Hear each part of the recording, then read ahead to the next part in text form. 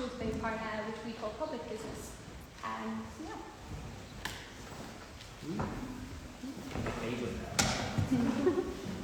We asked you a lot of questions in public business.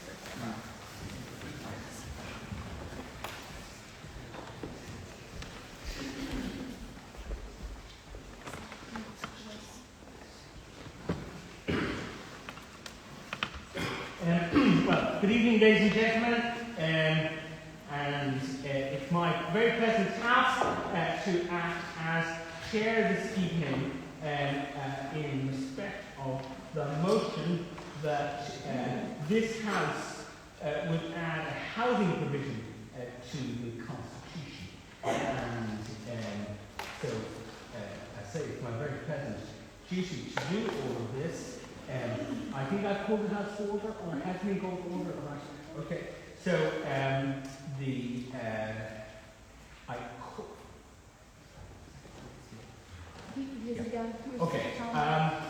I now, as I call this House to order and call upon the record secretary to read the minutes of the last public business.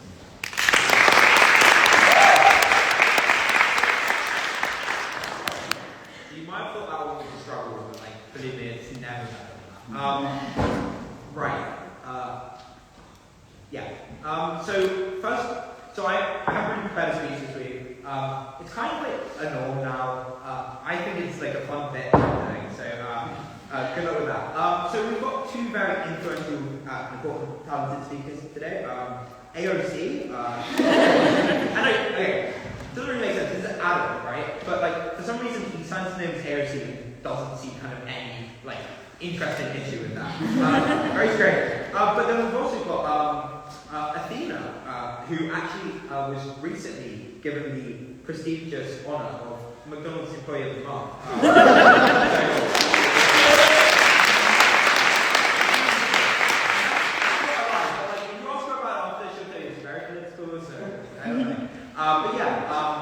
So this debate is about the constitutional rights to housing.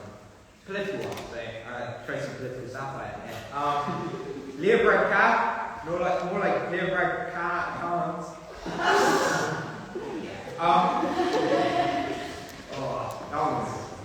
That was my best. But we didn't like that thing.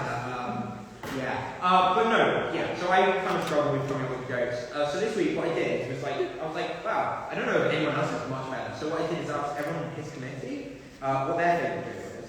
And here are some of my favourites. A lot of them were just sending me pictures that they thought, oh, I'm really fun and unique. I got about two I hardly know jokes, the beta I hardly know about, which is really good. But my actual personal favourite, and I won't out who did it. Actually, I'll go after that. But what do you do when a bird shits on your windscreen? Don't ask her out again, right? And then good. I don't know who did that. But then I was told it's only funny because I'm a lesbian. It's misogynistic otherwise. So pretty often saying that. No, that was, to be fair, that was a good one. We really got some of the drags. I got told that someone's housemate would be better at this, which is not the question I asked. But thank you, Anya. I got told I was 6 grade 7. Punchline, I don't usually do jokes. I have to tell, I have party piece stories I tell, like my murder at Para.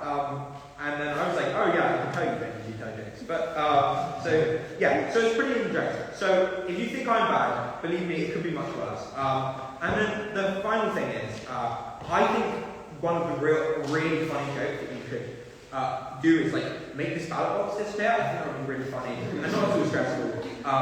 I guess that was a pretty niche one, but I reckon that would be pretty funny. So yeah.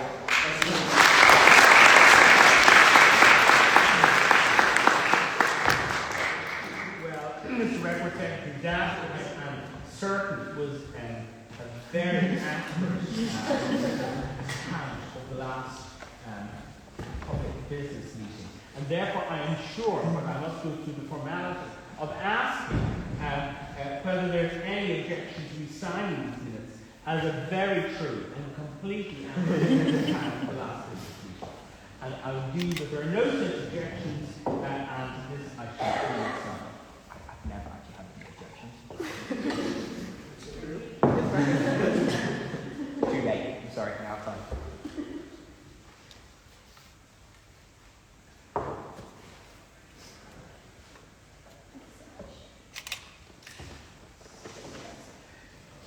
Now, I shall now call upon the auditor to introduce the standing orders for the evening.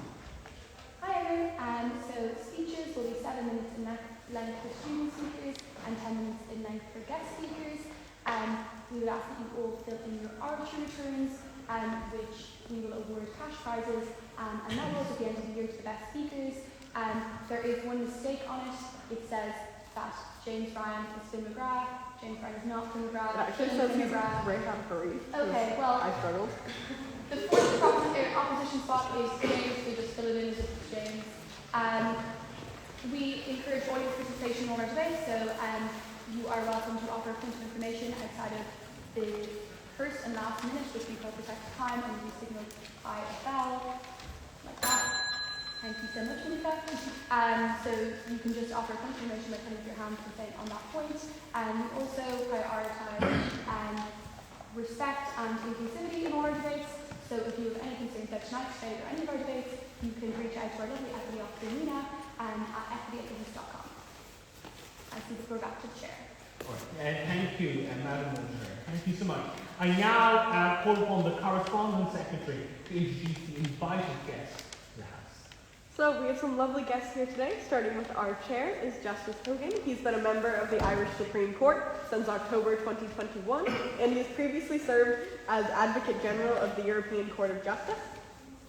On proposition, we have Jerry White, who is a fellow of Trinity College and is a professor here at our law school. And we have Owen O'Brien, who is a TD from Dublin Midwest and is the Sinn Féin spokesperson on housing.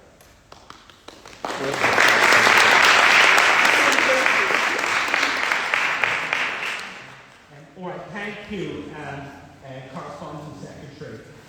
Now, the question for the House this evening is that this House would add a housing provision to the Constitution, and I should now like to call upon the first speaker to propose the motion to the House, Deputy Owen O'Brien.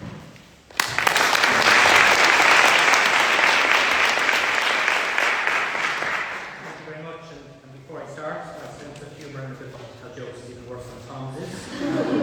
But he did miss a trick, because I would have started with a joke about a Shinner judge and talk of fines at the beginning of the meeting. That would be far funnier than anything else. But anyway, look, we're here to discuss a genuinely very important topic. And in fact, it's not an academic discussion, this is a discussion that we may well face in a real live time referendum in the next 12 to 24 months. And therefore, I appreciate the levity, but there's a seriousness, I think, and I want to welcome the Historical Society's proposition to have a debate. First thing I want to say is, in modern times, the housing crisis has never been worse. That's not an opinion, that's a statement of fact. House prices in the last 50 years have never been higher and are continuing to rise. New house prices rising by over 11% in the last year. Rents in the private rental sector are even higher than they were at the height of the Celtic Tiger, according to the latest data on the report published last week. 8% statewide, 21 counties across the state, rent increases of 21%. I'm new to this, so somebody has to tell me what that means.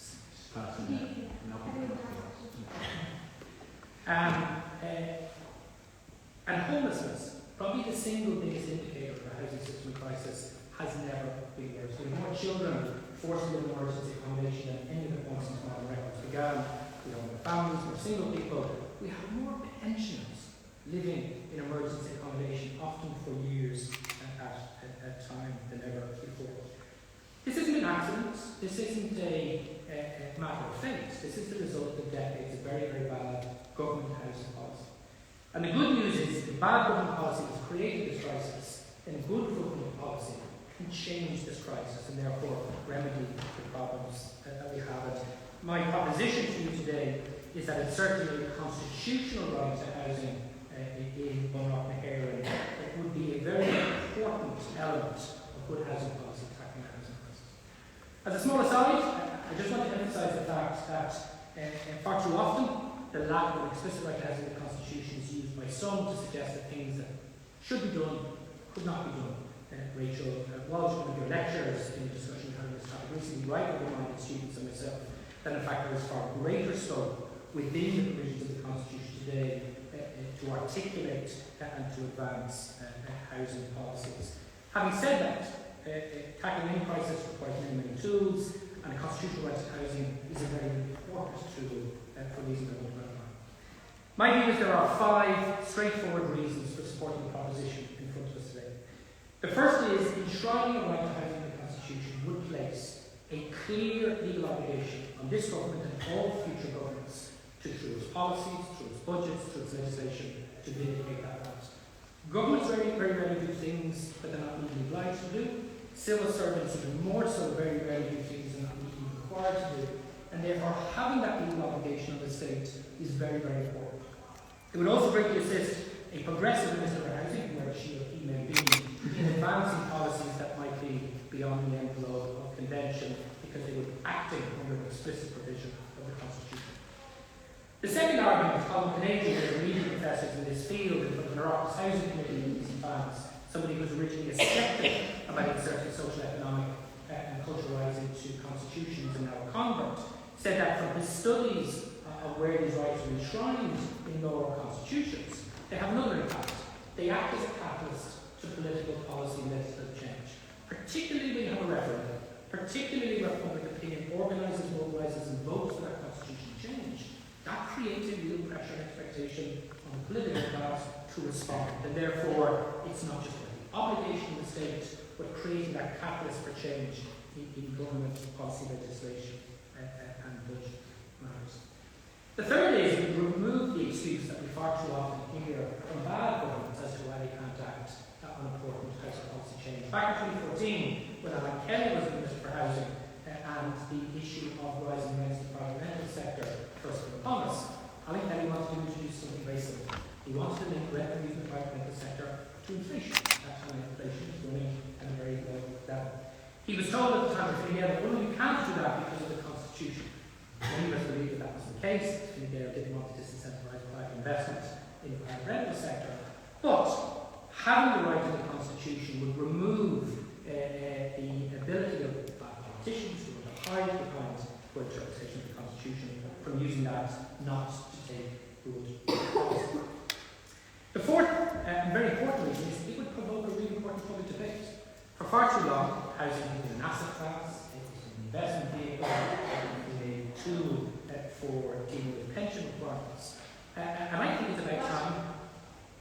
If there is enough popular support for a referendum to pass, doesn't that mean there's enough political will to vote in a government that promotes good housing policy rather than the slow process of enforcing it in the courts? Good question.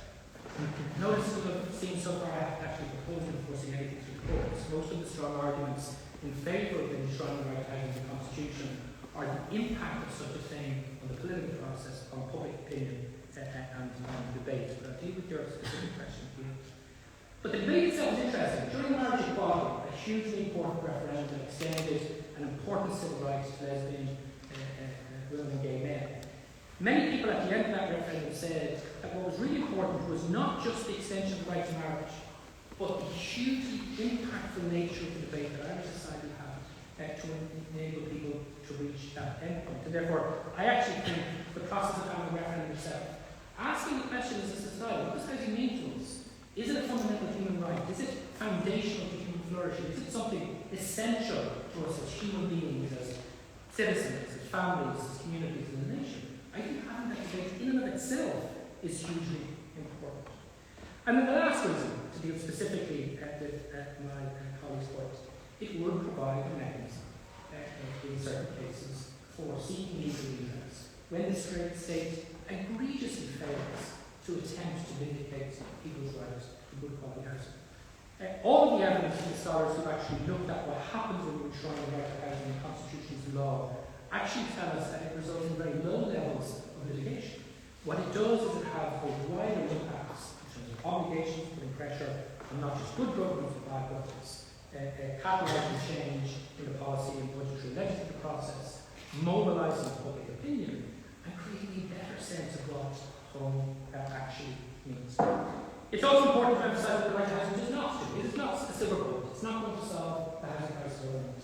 It does not give everybody the right to a free home. If we have a referendum and we enshrine the right to housing in the Constitution, don't worry, there won't be a big queue of people around the Customs House the following day when the Department of Housing is with the dog waiting for our keys to the home.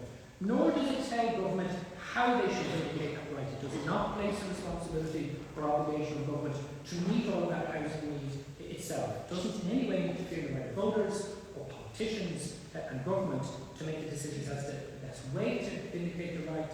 It simply requires them to do so. As many of you may know, the Housing Commission that was asked to look at this matter has concluded its deliberations. They presented a report to government. We've seen it. We understand it's proposing very strong wording for enshrining the right to housing in the Constitution in a very strong location. I think those matters to legal experts much more experienced than I am. But the report is now with the Minister.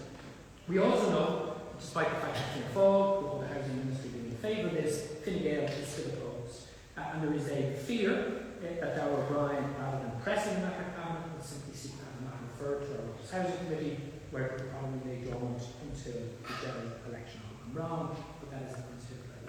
What I will say is that there's a general election next year, and if Sinn Féin is able to lead that government and allow the Minister for Housing, we will hold that referendum within 12 months, because we believe it is an essential element of tackling the housing crisis. Ultimately, tackling the housing crisis can only be resolved by changing housing policy, and in particular by increasing the supply of secure, adequate and affordable housing. And in my view, rebalancing the delivery of housing to ensure the public sector plays a far greater role. And for that to happen, I think ultimately we need to change the work.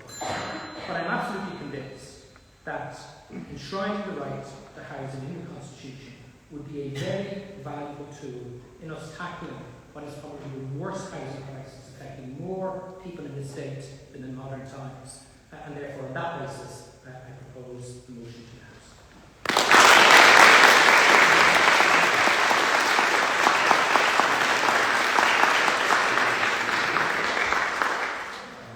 On your behalf, ladies and gentlemen, I thank Deputy O'Brien for his very thoughtful and reflective opening remarks in favour of the proposition. And now I call upon the first speaker for the opposition, Louise Conn.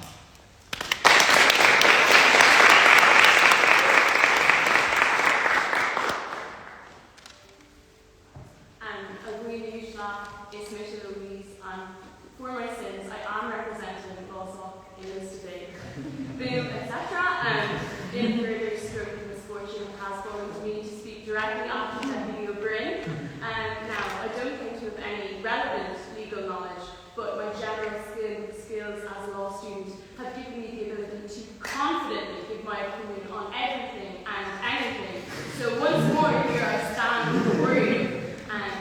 Now, with the introductions out of the way, it looking falls to me to set out the opposition's case. And while I do recognise that we are joined by an absolutely fantastic proposition today, nonetheless, I am confident that you will see adding a housing provision to the Constitution isn't really the solution that it may seem to be on its face. And I do not believe that it is what we should be putting all of our focus on during the current housing crisis.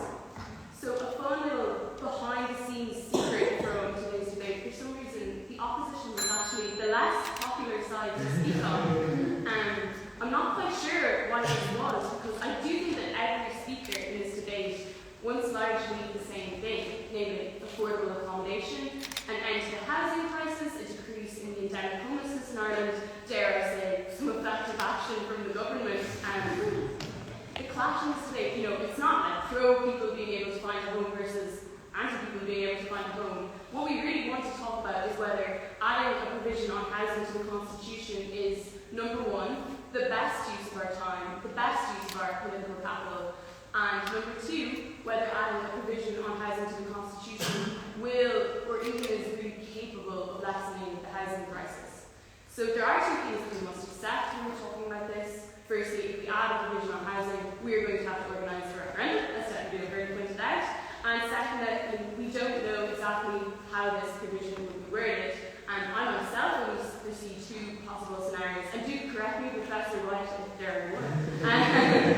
But you can either have something kind of symbolic on housing that explicitly states, like, the state recognises that housing is an important human right or whatever, which I'm sure we all agree on anyway. Or we can have something that explicitly states that it is a right, like the state recognises that every citizen has the right to housing, something that is explicitly enforceable, perhaps creating an legal obligation. Okay, So with the background laid out, there are 3 points I want to make. There are more.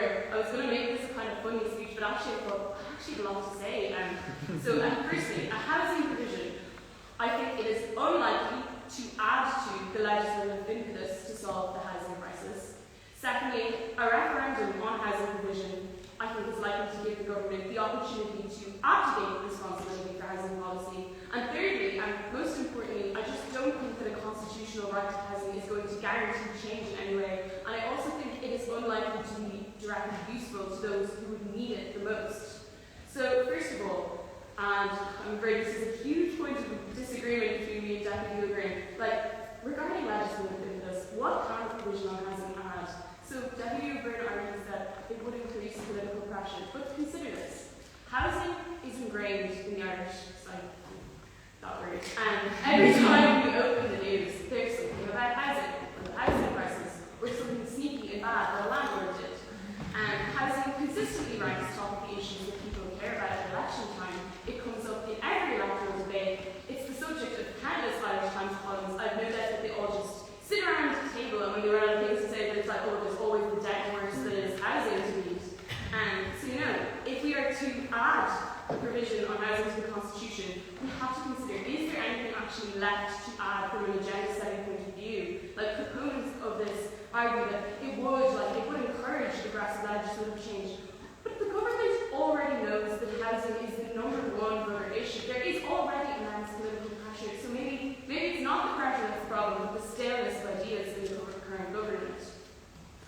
This brings me to my second point.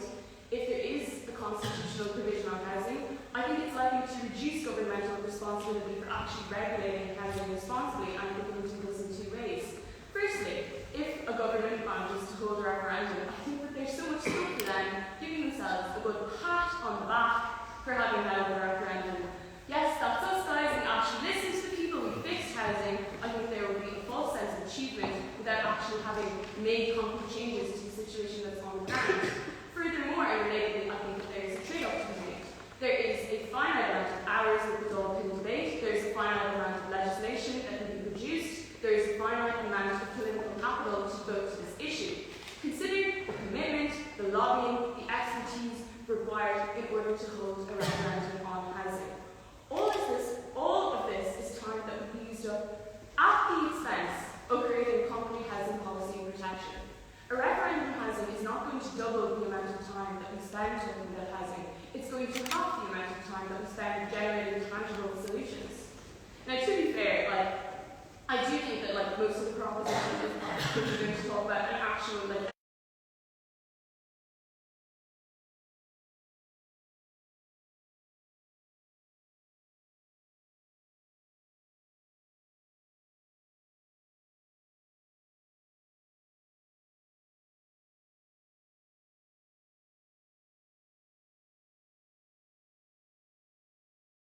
same-day GP visit, no more waiting times, ideal.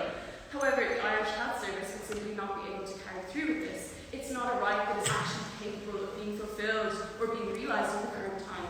And I think that there is a parallel here with our current case because, we can argue, okay, there are empty homes in Ireland, there are rooms that aren't being rented out, but the fact remains, as it stands, there is not a large enough quantity of suitable housing for Irish people at the moment, and certainly not for students. It is an oversimplification to think that a constitutional amendment could change the situation more efficiently than concentrated legislation and dedicated policies. Relatedly, however a provision on housing is phrased, it's not going to be something that the ordinary citizen is capable of asserting before the Irish courts, because while there may be a clear legal obligation, who would be able to actually hold the government to account? Because the one thing, lawyers, assessed governors, they're all very familiar with litigation, getting a lawyer involved. But please use your common sense and consider how easy it would actually be for someone who is struggling to pay the rent, who is homeless, who's in a vulnerable situation. Consider even the ordinary person with an average income. How easy would it actually be for them? How accessible would it be for them to devote the time and money into getting a lawyer and making a constitutional claim? This is not simply a route that is accessible to the vast, vast majority of Ireland. And I do think that this is something that very much has to be addressed because a legal obligation is all well and good. But the courts have proven, I would say, and I have to speak carefully, there is a member of the Supreme Court here, but I think the courts have been reticent to put too much of an obligation on the government, and they are reticent to go too far in pushing social policy, because ultimately the separation of powers is very important. But I do think the crucial part of this debate is considering how this right will actually be enforced, and the courts are an inherent part of that. Now, if we use that, I won't say I've spent a lot of time studying law, but I have spent a lot of time with law students. And I would love to say that we have all the answers to the universe and that the solution is always changing the law. And a lot of the time the law is part of the solution.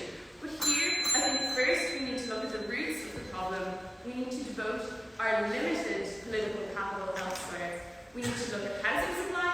We need to look at financial policies and systems regarding housing. We need to generate bespoke solutions, and we can't stick the symbolic plaster on the housing crisis. Both sides in this debate agree that Ireland is not adequate in managing its housing problems. But really, Ishla, please ask yourself, do you want yet more legal symbolism, or do you want tangible improvements? And if your answer is the latter, please side with the opposition. Thank you.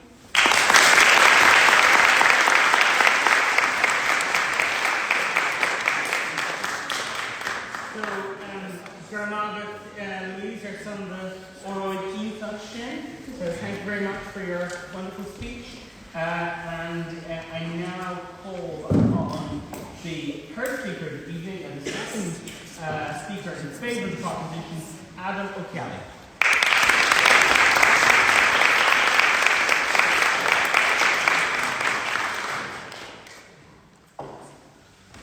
Good evening, everybody. Before I begin my speech, I would just like to note a content warning. I will be discussing intimate partner violence and domestic abuse very briefly, but it will get mentioned. So good evening. It is a pleasure to be here speaking the HIST with such an amazing array of students and guest speakers. Today I stand before you not only as an advocate for the right to housing, but as a fervent supporter of its inclusion in the Irish Constitution. Our society is at a crossroads where we must confront the stark reality that shelter, a fundamental human right, is not guaranteed for all. I propose that the Constitution be amended to acknowledge and protect that right to housing. I recognise that this issue affects everyone, but tonight, in the little time that I have, I will call for the House to consider the unique challenges faced by women and marginalised communities. The numbers paint a dire picture. An alarming 248% increase in homelessness among women from 2014 to 2023, eclipsing the not much better 193% increase among men. The surge in family homelessness disproportionately affects lone mothers and reveals the distressing truth that 57% of families living in emergency accommodation are led by a single parent, and 90% of those families are led by mothers. The removal of the eviction ban this year only intensifies this issue and lays bare to the roots of homelessness, which are entrenched in structural and socio-economic disadvantages in our country. Behind these statistics are stories of resilience and struggle. It's the single mother who, against all odds, strives to build a stable life for their family while facing the relentless march of homelessness. As we discuss the right to housing, we must recognise that women, particularly those on lower incomes, are driven into homelessness through gender-specific triggers. Research done by the Simon community noted that 67% of women using their services suffered from intimate partner violence directly before becoming homeless. Allow me to share a story with you this evening. It is the story of Cassia, a 28-year-old woman originally from Eastern Europe, who was faced with the decision of staying in a violent home or going into homelessness.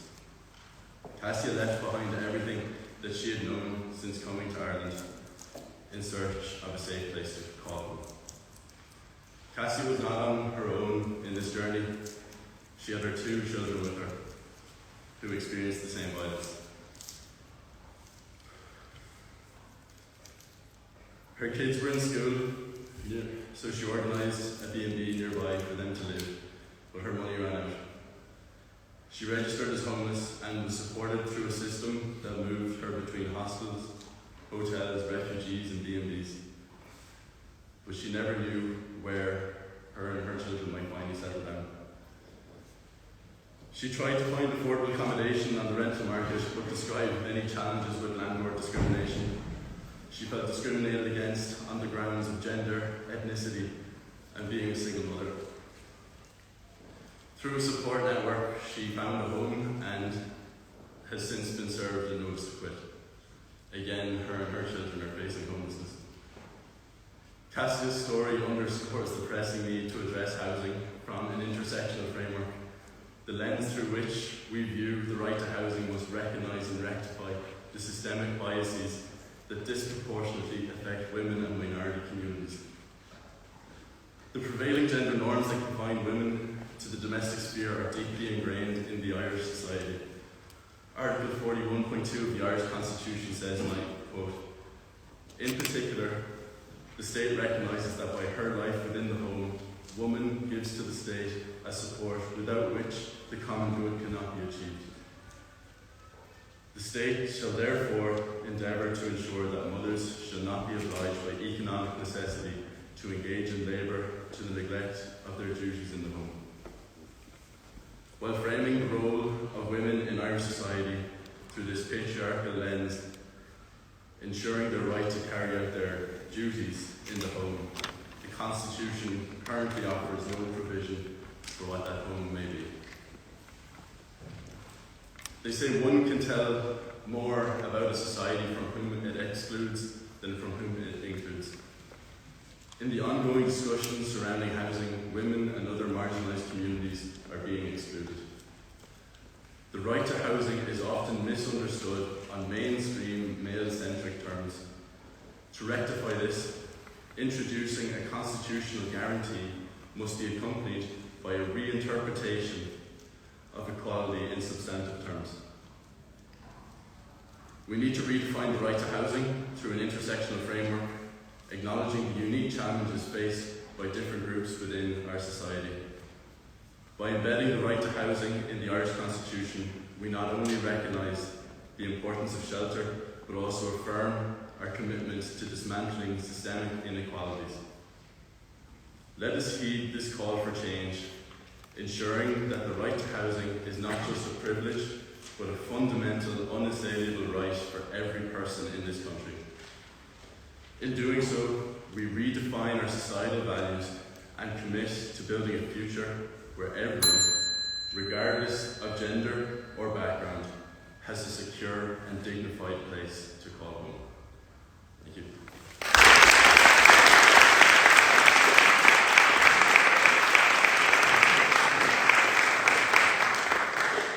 Thank you so much, Mr. O'Kelly. I now call upon Tina Wu as the second speaker for the afternoon.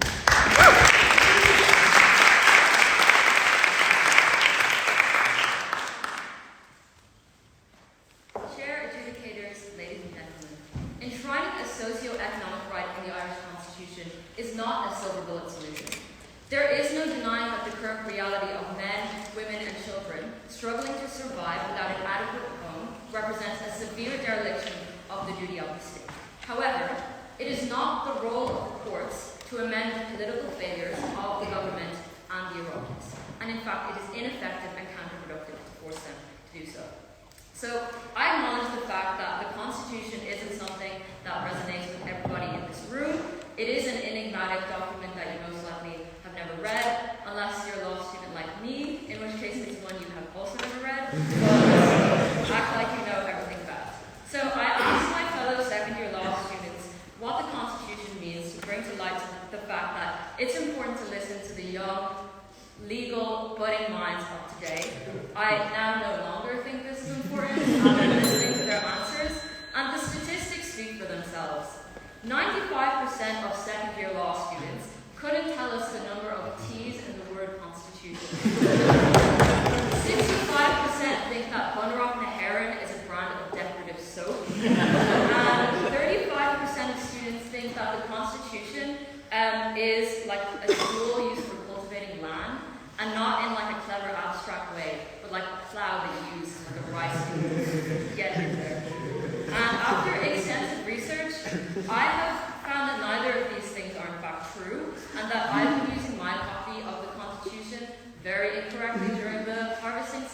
And I would strongly suggest that you check what tool you're using to cultivate your land. The Constitution, in actuality, codifies the fundamental principles and legal basis of the state. I have only one outstanding point before I get into my main argumentation, and that is that something people might not know about Justice Hogan and I is that we were both born on the 13th of August. We share a birthday, and I would just like to propose that we do like a joint thing this year. I could bring my friend, and you could bring your friend, and we could legal and read the Constitution, and like cultivate land together. Let me know if I'm doing it. Okay, that being said, I'm going to talk about two things this week. Firstly, why the effect of this provision is likely going to be incredibly small. And secondly, even if the effect is substantial, why there is still an act of harm on their side of the house. So on the first question, and what I'm going to prove under this is that the way in which this provision will be interpreted by judges is likely going to be incredibly narrow and incremental rather than transformative for a number of reasons. And note the importance of this, that judges can often make rulings that are oppositional to public opinion because they're apolitical. And these can be rulings that are less transformative than proposition might want. So firstly, and the most boring reason is that it is unconstitutional to do so. So Article 15.2 stipulates that the legislating power lies exclusively with the Oireachtas. So by enforcing a positive right, that would be akin to legislating. Okay. Yeah, it's like no laws do with the Constitution. How do you know the Supreme Court Justice is here? That's a good question. I feel like that's not a question to me. Okay. Your chance will come. Now, note that this provision comes logically prior to all decisions about constitutionality of legislation, because the extent of discretion of judges to make those decisions is contingent on that article. Secondly, there's massive backlash within the legal sphere if judges do expend their power. And thirdly, even if certain decisions do turn out to be radical and transformative, the provision is likely to be reinterpreted in a more narrow sense as the jurisprudence of it develops to avoid inconsistencies with previous rulings on separate matters. On the capacities of judges then, they just have to obey precedent, and historically courts are extremely reluctant to tread on and beyond the line that separates the arms of the government. Moreover, reconciling the contradiction between this new provision and articles protecting private property is likely to result in an incredibly narrow reading of this novel provision. So courts will have to confront this tension because reform of housing policy would necessitate acquiring vacant land over which somebody else has property rights in order to provide social housing. Therefore, the impact of this provision is likely to not be dissimilar to the status quo. Isn't it also possible to just address the issues with private property at the same time that we introduce this provision? That is true, but the thing is that because private property is a value that is so enshrined in our legal history, and historically judges have made so many rulings protecting the sanctity of it, it is just likely that there's not going to be an incredibly radical different ruling to this, and they're likely to stick to those past decisions. But even if the effect is substantial though, there is still an act of harm on their side. And here's why. A constitutional obligation to allocate limited resources in a certain way means that other duties of the state which are not enshrined in that positive manner will be disproportionately overlooked. So because the state now has a positive constitutional obligation to provide housing, but not healthcare, equality of education, or good environmental policy, you force governments to sacrifice the latter in order to meet mandatory orders from the court for the former. So this might look like college fees becoming exorbitantly high because the state no longer wants to subsidize it, or healthcare becoming less and less accessible, or a refusal to build the infrastructure required for renewable energy to operate. The conclusion of this is that courts are a slow and ineffective remedy to this problem. It is best to use political mechanisms instead, like voting in a government that cares about the right to housing and to continue to put pressure on the state. At the end of this though, it's important to keep in mind that the biggest enemy of private property is not the state. It's not even property developers, landlords, or each other. It is a certain species of bird that represents an existential threat to the institution of private property. Seagulls have no regard for the labor that I exchanged for that chicken roll that they stole, chicken fillet roll they stole from me and ripped up in front of my eyes. I say we make a provision to create a constitutional protection from the so proud.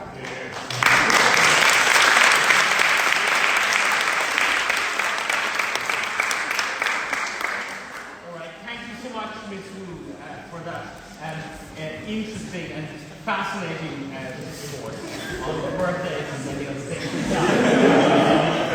So, I now call upon the penultimate speaker for the proposition, Ellen McKenna.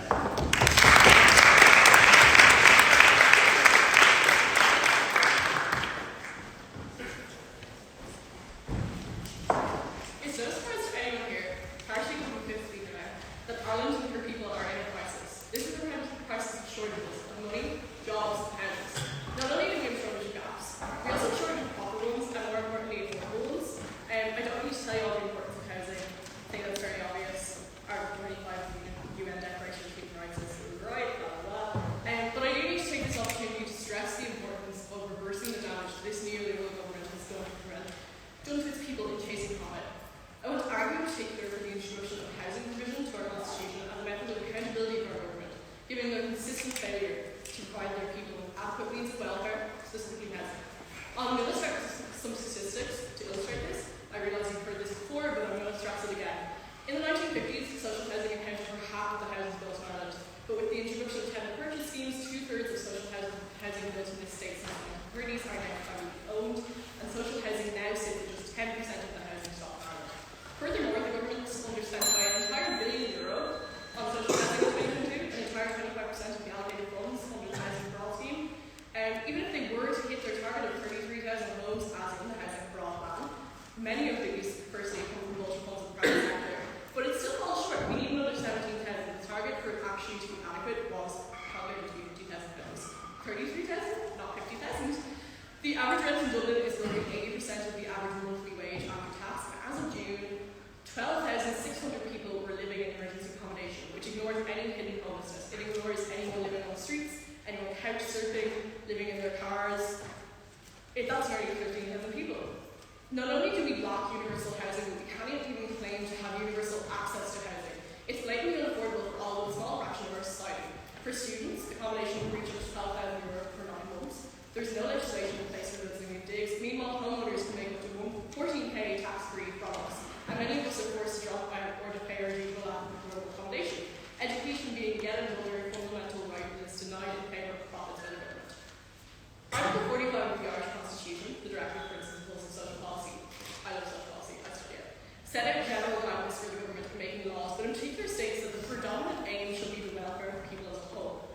The blatant commodification of the average person by governments past and present, forcing them to rely purely on the market for that affirmation of welfare is abhorrent. Just because the Constitution states above this that citizens may provide for themselves through their labour does not mean that they must. The Constitution states that the right to private property, as previously mentioned, must favour the common good. But the common good is the important part here. The right to private property does not, it doesn't sit in favour of our welfare. It's not more important than our welfare. It's not less important than our welfare. They're equally important as stated in the Constitution. But nowhere in this legislation does it state how the government does this, how the government favours the common good, how to go about getting that welfare, or why. Under the current economic policies, citizens are left putting all their trust in the market to provide them their needs, and our most vulnerable people are exploited at all times. Realistically, there's not much the average citizen can do. Like, do you want us to beg? Like, do you want me to stand here right now and go, please do your welfare, please let me grow, please, I don't know, people are, please just give us that, do you really want that? Because I can, I just did. There's a clear obligation under the Constitution for the government to provide safe and secure housing that can be accessed by all, and it's wholly unconstitutional, quite frankly evil, to ignore this obligation and private profit as they have. Some may argue against this provision for economic reasons. Rents in Sweden, it's economic reasons, stupid argument. Rents in Sweden, one of a handful of countries in Europe, I think it's the sixth A1 worldwide, with the right to housing in the Constitution, come out to roughly 27% of total income for a single person household versus that 80% as previously mentioned. And their economy is doing fine. Some have argued that it's just going to increase the number of court cases against the government, but in reality, it's going to just result in merely holding them accountable. The right to housing isn't just one of shelter. It includes safety, ensuring adequate dwellings, security, knowing you can live comfortably without fear of eviction by your dirty landlord, and that you have a say in the situation, that you can go to the government and you can be like, no, this isn't okay. The need for housing provision in our Constitution is clear. I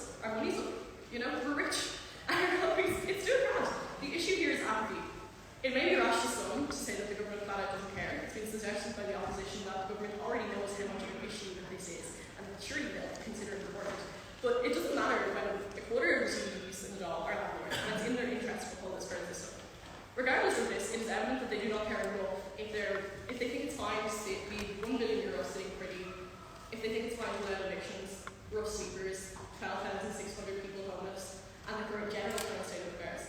There quite frankly is no mechanism strong enough to hold this behaviour accountable. This behaviour that has been going on for years and will continue to go on for years if something does not change. Other than our votes, and even those are not set in stone. A question was asked earlier if the support for a proposed referendum could indicate that, maybe we should vote in progressive government. But there's nothing to prevent that progressive government that we hypothetically vote for to go into coalition with a non-progressive party. Sinn Féin recently said that they wouldn't rule out going into coalition with Fianna Fáil. Who says we want Fianna Fáil? If we vote for them,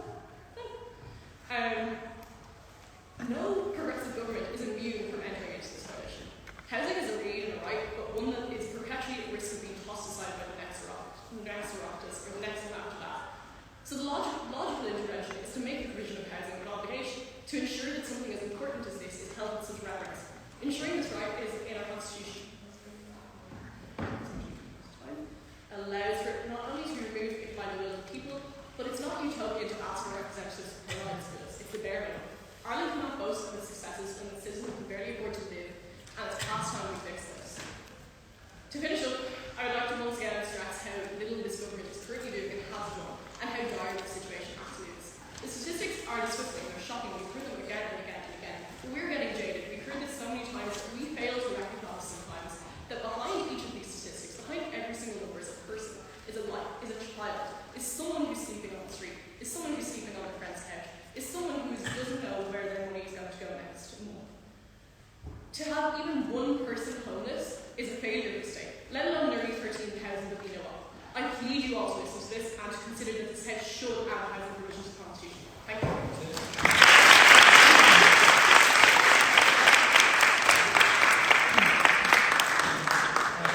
Thank you so much, Mr. Tennant. I now call upon the penultimate speaker for the opposition, Ms. Francine Ryan.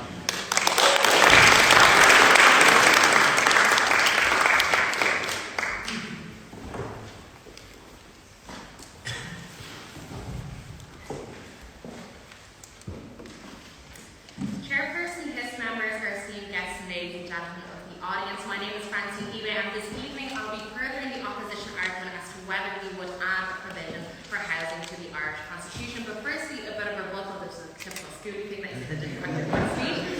So firstly, we had a proposition made by proposition that there's actually an obligation on the state to provide housing, but I mean, as a law student, I don't think that provision is actually there, nor were we even given evidence as to that being there.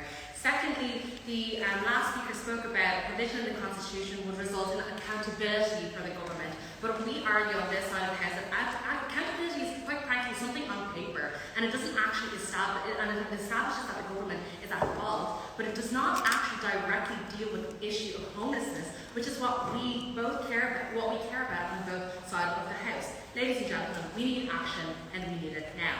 And at this stage, we've not heard any attempt from the proposition to the direct change once the implementation of constitutional provision for housing is done. However, we have heard from my outgoing opposition colleague Louise how the process of setting up a referendum to add a provision to the Irish Constitution would be lengthy. And so this evening, I'll be following on from her analysis to explore firstly the consideration of concerns inevitably arising from the implementation of solutions to a housing provision. Secondly, problems where there is not a proposed housing provision, and if I have time, the implications into other housing-related areas of law, such as land law, which my colleague Athena has already addressed this evening.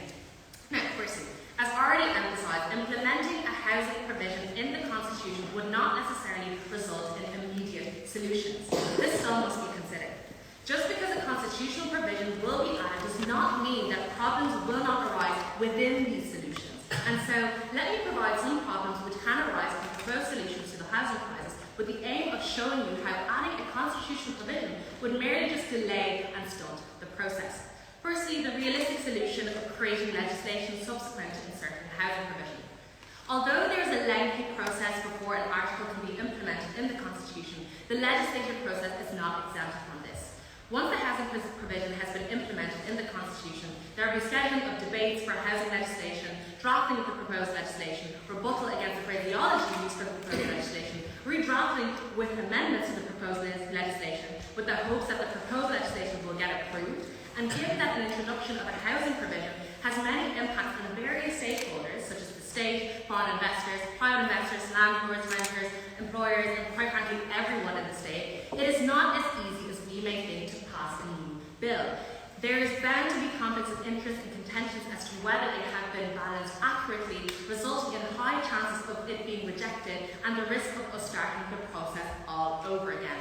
Ladies and gentlemen of the House, we can all agree that this housing crisis requires a practical and pragmatic solution. And so although we do need legislation in this area, engaging in a process which will not bring quick and direct solutions, i.e. constitutional implementation, will be a mere stunt to the enactment of practical solution. Secondly, squatting. If everyone requires housing, then why don't we occupy vacant houses that exist in the state? Squatting has been an issue in many jurisdictions, particularly countries where there are many vacant houses, such as in Spain. In Ireland, rights of property given to squatters are accrued after 12 years of uninterrupted habitation.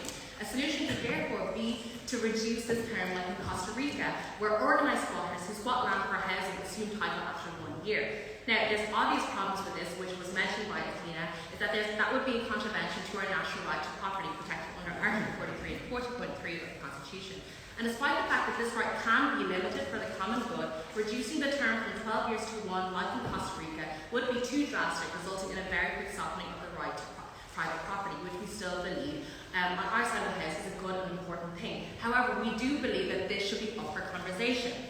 Thirdly, building actual affordable housing. We need to build houses, and building houses takes time, it takes labour, it takes capital. Capital will probably come from investment groups for the state. We do need these investors because we're literally in a crisis, but this will be at the consequence of having competitive rates for purchasing or renting. And if the capital comes from the state, additional taxes will probably be implemented as the state most likely does not have the amount of money they require to build this housing, as was kind of already hinted by the proposition earlier. And so there are still problems with this. Firstly, affordability, which was also mentioned by our last speaker from the proposition. The state needs to ensure that these houses are competitively affordable. It is unrealistic to expect the state or investment groups to make housing affordable without it being competitive in order for us to keep up with market requirements.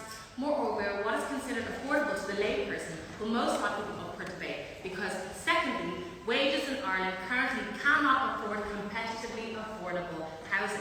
Citizens actually need the finances to pay for their rent, let alone a down payment for a mortgage. And so not only will there be a need for affordable housing, but the national wages will most likely have to increase to sustain living in a house for a long duration of time.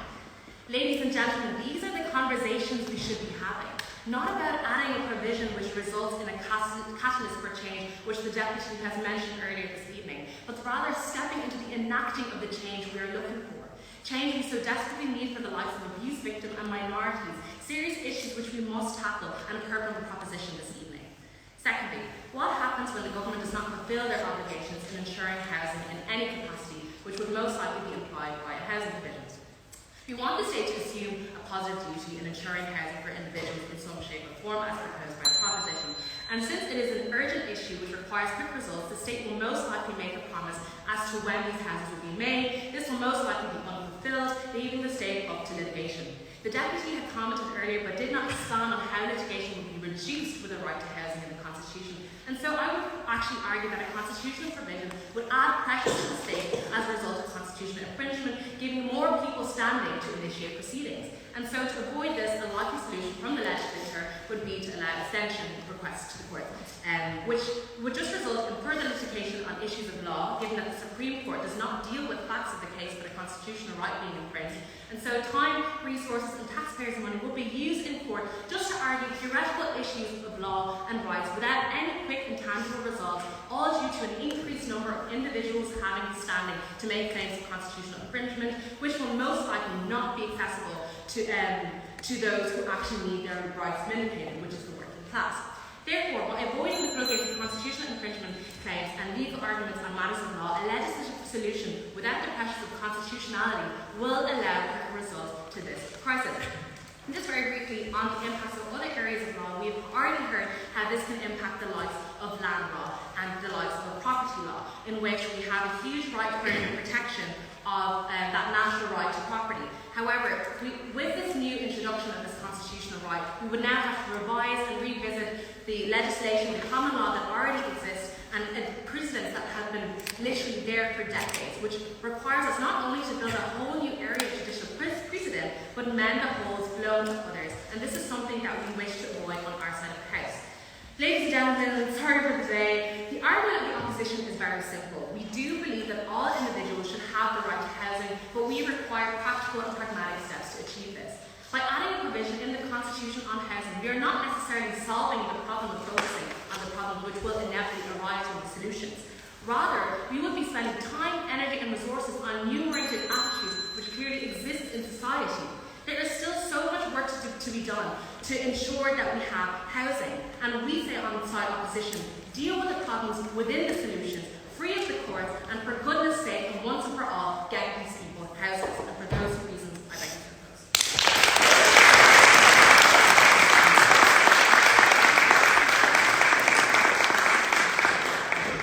So, thank you so much this evening. I now call upon the final speaker for the proposition, Professor Jerry White of the law.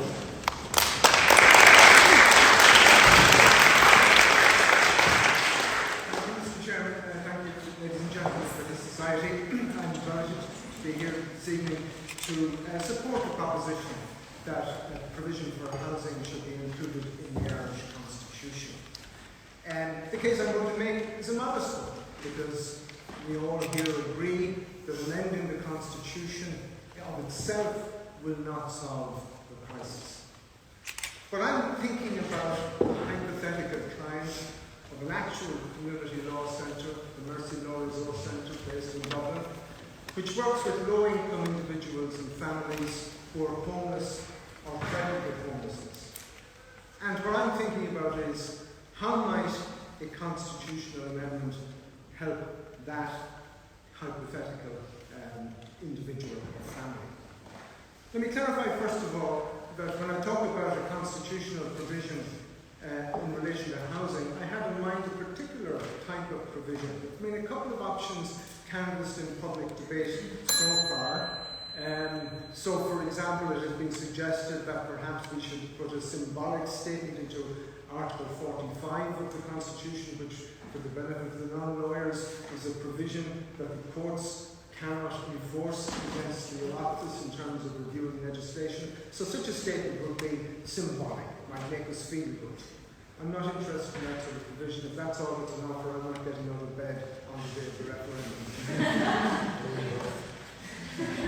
referendum. Second option that has been canvassed is based on the concern that the problem here in relation to solving homelessness is that the Oireachtas doesn't have adequate powers to regulate private property. In other words, the problem is seen as a need on the part of the state to be able to regulate the market and to try and make the market provide adequate housing. Okay?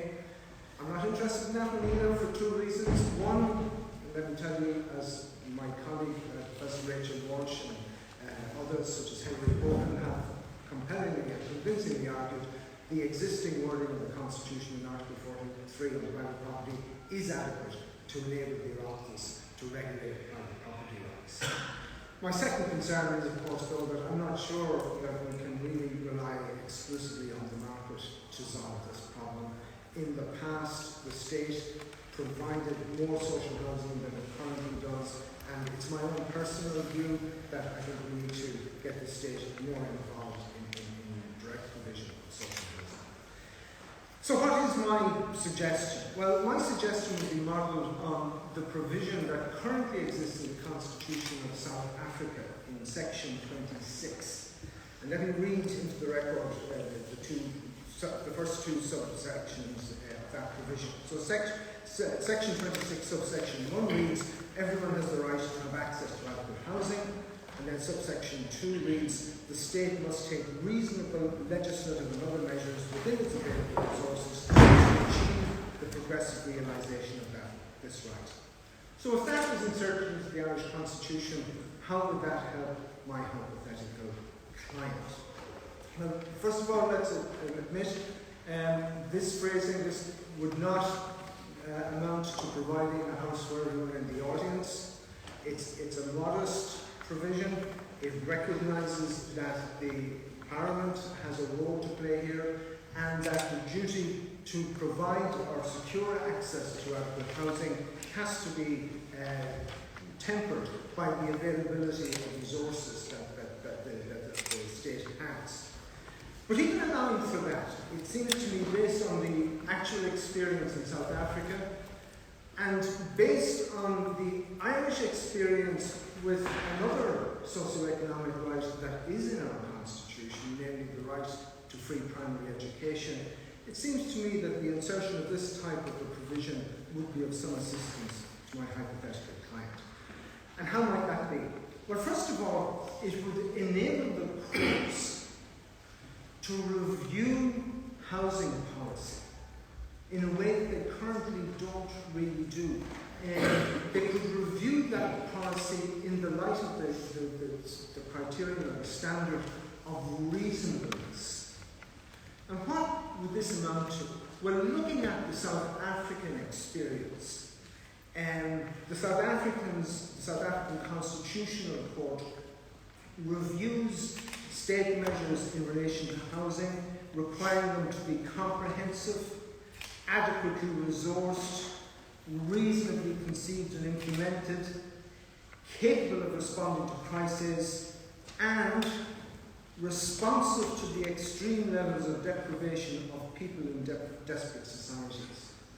In other words, my hypothetical client, who could be a woman recently having given birth in a maternity hospital and who's discharged into a car in a public park because she has nowhere else to go, and that is not a hypothetical, that is an actual case that Mercy Law Resource Centre had to deal with.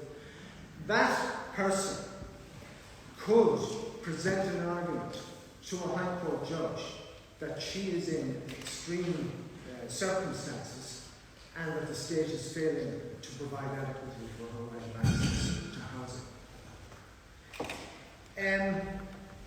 In presenting that to the court, the Irish courts would be asked to use the standard of reasonableness, which is one that they do use in other contexts. So it wouldn't be asking the courts to invent something entirely new. The reviewing legislative and executive action against the standard of reasonableness is something that the courts have done in other contexts. And so I would expect them to be able to take on that task in the context of housing as well.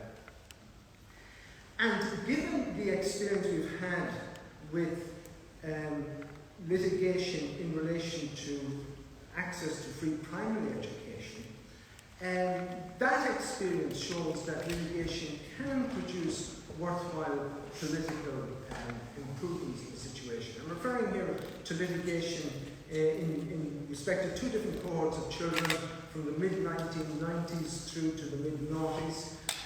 The first cohort were children with severe or profound learning difficulties whose education had been essentially ignored by the state because the state considered them to be ineducable. And then there's a second cohort of children from dysfunctional families, children who were in need of state care, but who needed to be placed in secure accommodation because of the particular personality disorders or psychiatric illnesses that the individual children had. And in relation to both of those cohorts of children, litigation was taken through the decade that I mentioned. In relation to the first cohort, based on the right to free primary education. In relation to the second cohort, based on the duty of the state in those exceptional cases where parents are failing their duty towards their children, for the state to step in and supply the place of the parents.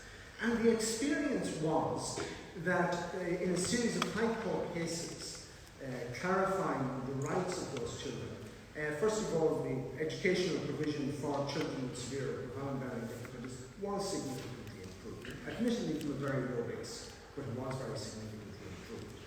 And similarly with regard to the children who needed secure accommodation, where the system was so bad that these children were being placed in adult psychiatric wards, they were being held temporarily in Garda stations, In some cases, they were even being detained in centres for juvenile offenders. These were children who hadn't committed any offence, but because there was nowhere else to put them, that's where they were being placed temporarily.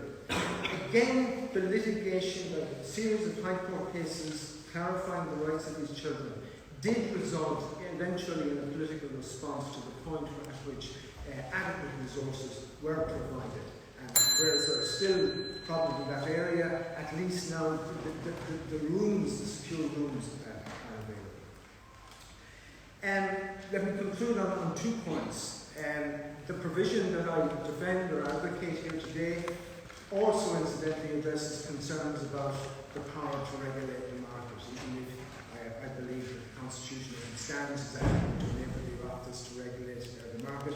The addition of this provision, I think, will enhance that position.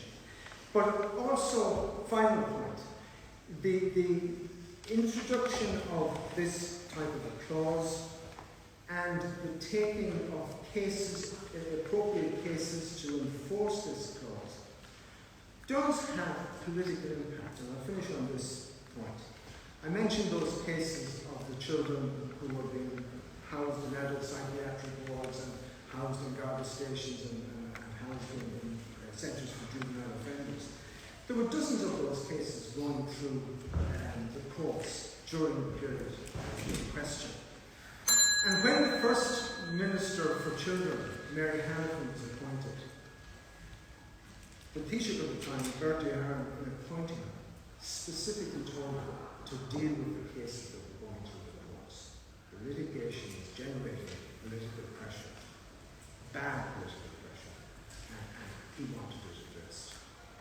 It's my belief, ladies and gentlemen, I conclude on this, that the introduction of a provision such as I've advocated here, which would facilitate public interest lawyers in taking litigation on behalf of people who are desperate and who are in need of accommodation, that would produce tangible benefits for such individuals. Thank you very much.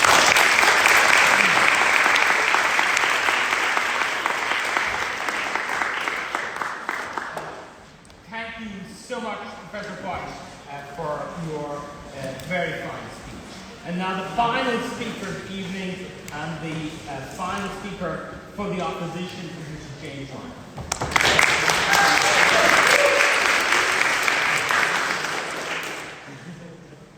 Speaker, esteemed members of the proposition and opposition and the House this evening, my name is James Ryan and I will be discussing why I shall be emphatically opposing this wholly deficient motion.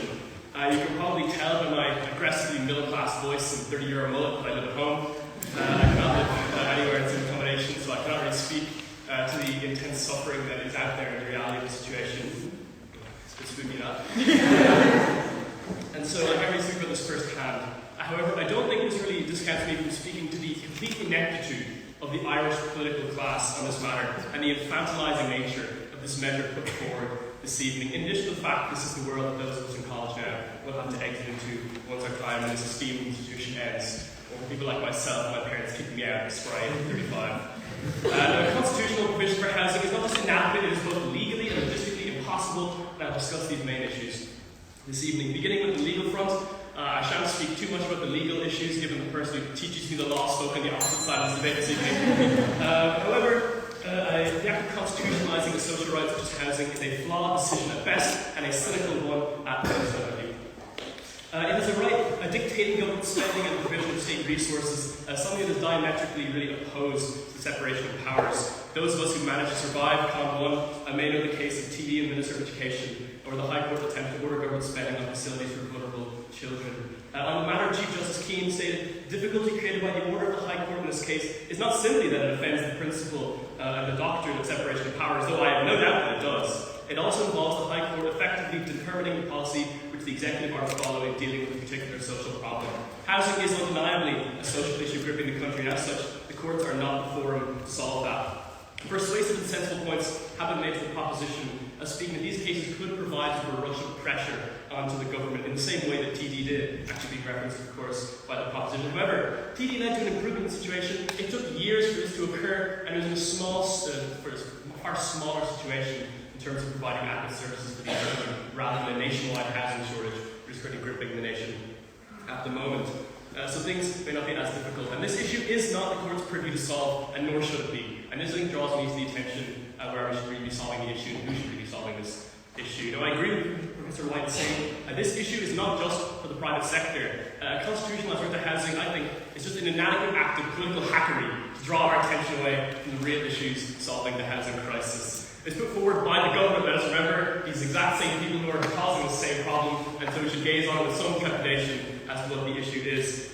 By painting over the cracks of this problem with kind of a shiny new coat of constitutional recognition, we risk ignoring the gaping maw very much still enveloping the law as we speak and at a rapid pace. The worst possible thing this provision could be seen to be is a sign of change, which it categorically is not.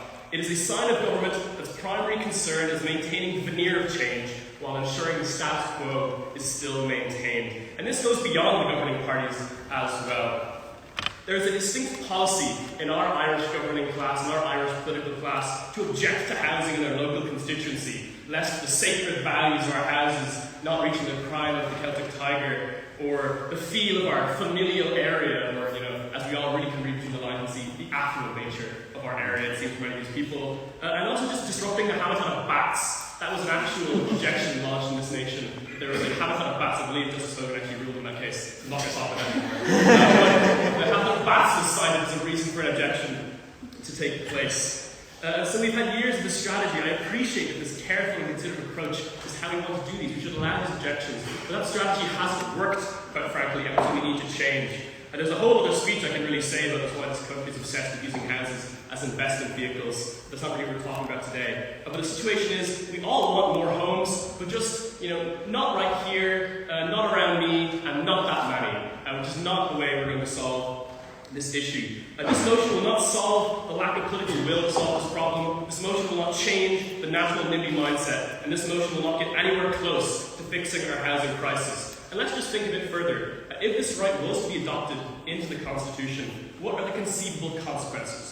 Those whose right to housing have been infringed will appeal to the courts who will award damages or see in such a way these rights will be vindicated and make necessary arrangements with the executive. In an ideal scenario, regardless of the routes the courts pursue, the government is effectively passing on the locally unpopular view of building these houses to sort of help them propagate the nationally palatable view that houses are being made somewhere, just as long as it's not near me. I don't think it's really fair the government can pass off these unpopular decisions effectively to the judiciary rather than just doing the job itself. And we'll just briefly end on this. I don't want to bore you all. Quite a long way this evening. A panel discussion was hosted on this very issue in this very building, in fact, in the room just upstairs on the manor. Of course, Peter Brill was at the speech as well. And what was the general consensus? There was kind of a collective grumbling that it would be, a nice thing to have, but it wouldn't exactly solve the problem. Something that's been really echoed by the speakers here this evening. Is there any more proof really needed to show you the complete inadequacy of this measure? We've set up commissions, we've led consultations, we've heard commentators speak for the best part of about 2 years on this issue.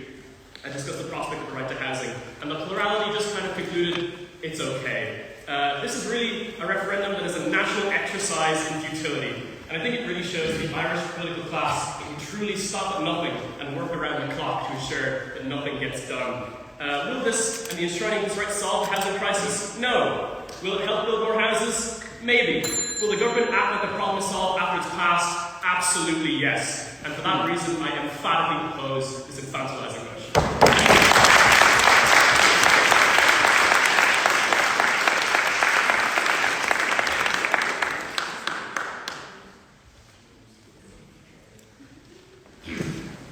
So, thank you very much, Mr. Ryan, for that rousing speech to close the evening. Now, it's my pleasant task to put the question to the House on the motion that this House would add a housing provision to the Constitution. All those in favour say aye. Aye. All those opposed say nay. The instructions say here, if unclear, ask the audience to do it again. We will, okay, we do it once more, I think. Okay, maybe show of hands. All those in favour say aye. Aye. And raise your hands.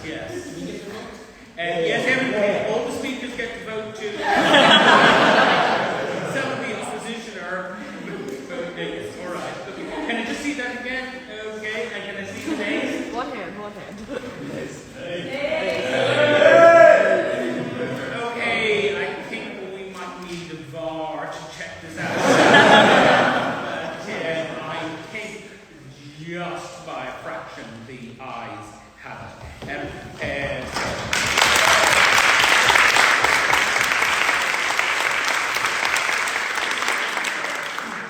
Ladies and gentlemen, it's my pleasant duty to speak for, I promise you, no more than 5 or 6 minutes. That's the kind of good news, and I'll start as quickly as I can. But can I just say, it was a real pleasure to sit and listen to the debate this evening, and I sincerely compliment everybody on really wonderful speeches. Naturally, the guest speakers were superb, but all the individual student speakers were really very powerful, and I was really impressed.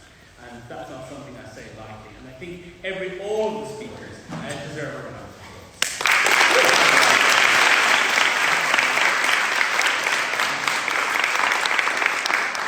All right, ladies and gentlemen, look, in my position, I have to be neutral, or attempt to be neutral, and I try to do that. It's not always the easiest, but I try to do it. But I'm going to not going to comment, obviously, on individual emotion, because that's a subject of intense political debate, which, if passed by the electors, will go before the people to decide. And that's a matter of other people and not for me.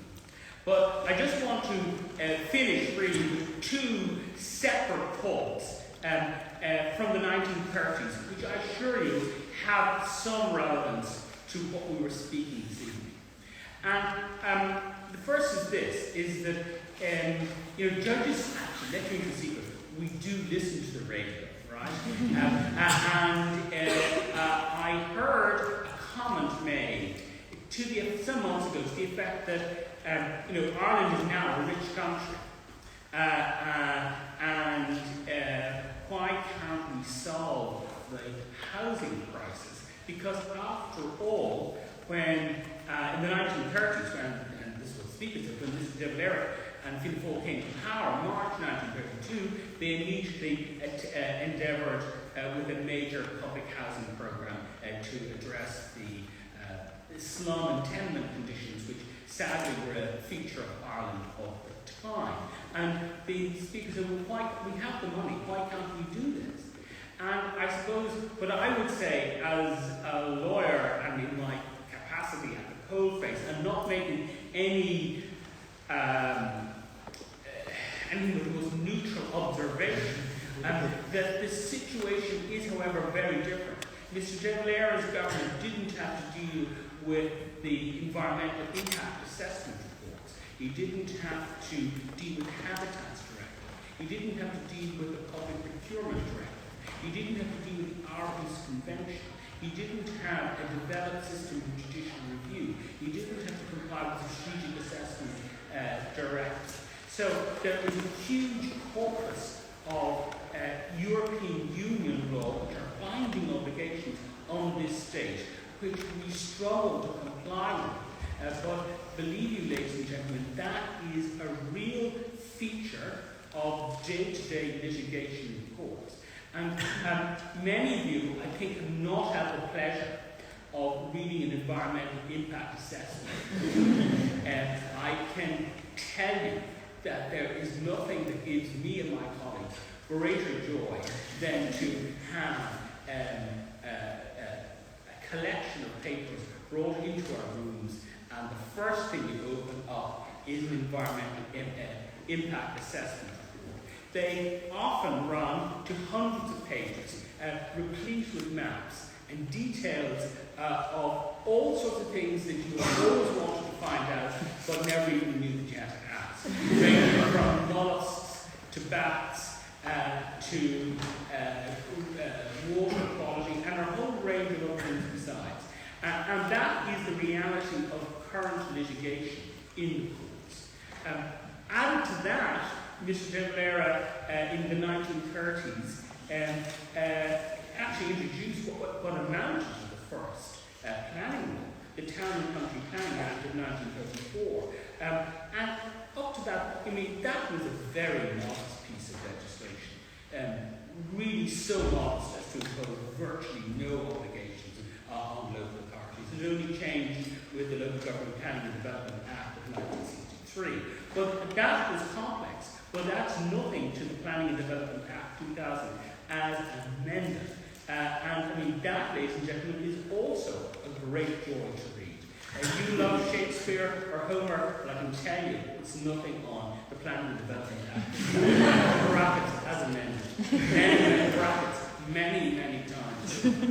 So that's the reality of litigation, ladies and gentlemen. And I can't help but thinking, and it's just an observation, I'm not criticising anybody, I'm not commenting on anything, but I cannot help but thinking that that is a major feature of, that's part of the difficulties in arriving at a solution to the housing crisis, is the very complexity of European Union environmental law and our planning law and the litigation that is, and the Aarhus Convention, let's not forget that, which gives everybody the right to participate. That's a great idea, maybe a great idea in theory, but it has practical consequences, and some of the consequences I see very frequently. So that's just one observation. Second observation with regard to a referendum is this. Down in Phoenix Park, hidden away, although I read recently it's going to be refurbished, is the magazine fund. And you might wonder, what has that got to do with the motion for the House? And well, you might ask, but it has a slight connection, and allow me to explain. In December 1939, 2nd December 1939, the High Court held that part of the Offence Against the State Act was unconstitutional. And there was a state endeavour to appeal that to the Supreme Court, and the Supreme Court, for particular reasons, held there was no appeal. And it meant that the key provisions, as the government thought of the Offence Against the State Act, were no longer there, including the power of internment. And the government decided that they had to release various prisoners who were being detained, interned, without trial, and they did release them.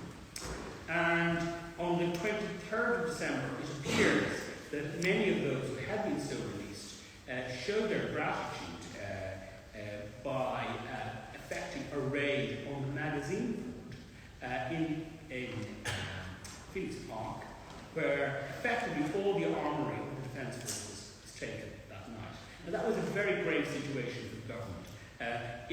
When you think about it, a neutral state, a weak neutral state, at a critical time in the Second World War. And the pressure on government was intense. In fact, there was a lockdown, now forgotten, there was a lockdown in Dublin over the Christmas period, and the Gardaí and Defence Forces effectively controlled the streets of Dublin from Stephen's Day onwards, with a view to recovering these weapons. Anyway, the government felt it could do something, and it introduced legislation in the House of Bureaucracy in early January. And Mr. De Valera gave a very thoughtful speech in the Shannon on the Offence Against the State Amendment Bill, where he said it was suggested to him by many people that the Constitution should be immediately amended to give the government the power of internment. And he rejected that because he said that the Constitution should not be lightly amended. I mean, after all, Article 6 speaks about in final appeal, it is the people who will have the ultimate decision. And at the time, actually, until June 1941, the Constitution could in theory at least be amended by ordinary legislation without a referendum. That's no longer possible. But Mr. De Valera rejected the idea of an immediate legislative or referendum approach to this issue. And he said, let us see what the Supreme Court does. And the first of the Article 26 procedures, which this court, since the Supreme Court is dealing with the 16th just right now as we speak, but the first one was invoked, went to the Supreme Court upheld the legislation. So there was no need for a referendum. Now, no matter what you think about Mr. De Valera, No matter what you think of the Supreme Court, no matter what you think of the Supreme Court decision, or what you think of internment, there's nonetheless a lesson here, which is this, is that the constitutional amendments are serious business. The text is critical. We spent our days literally poring over the words, and words are absolutely critical in this context. So, what I would say is this, is that, and I'm not speaking with regard to the motion before us, but in general, if you want to amend the Constitution, ask yourself what you want to do that cannot now be done. And be fairly sure that it can't be done, I suggest. And it's only when you're fairly sure that it can't be done, then ask yourself, well, how can it be achieved? Or how would that aim be furthered by amending the Constitution?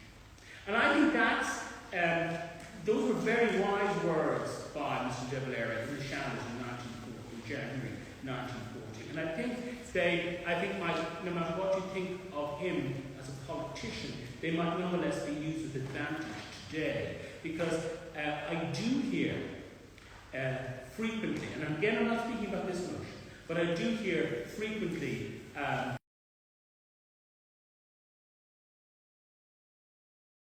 and therefore we need why constitutional amendment. Ladies and gentlemen, let me let you into a secret.